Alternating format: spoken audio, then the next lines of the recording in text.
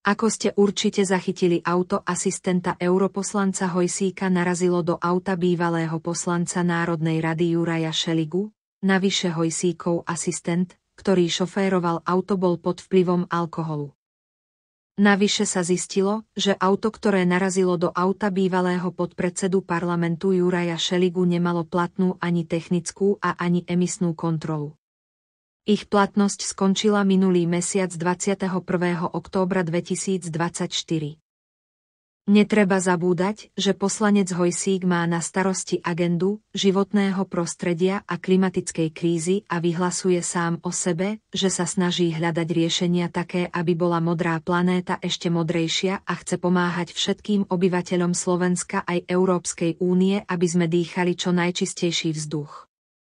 Zaujímavý postoj, asi si myslel, že neabsolvovaním emisnej kontroly ušetrí životné prostredie. Pravda je však taká, že by mal byť medzi prvými, ktorí budú trvať na tom, aby auto, ktoré vlastní, jazdilo s platnou emisnou kontrolou, pretože iba tá zaručuje čisté emisie a čistý vzduch pre Európsku úniu.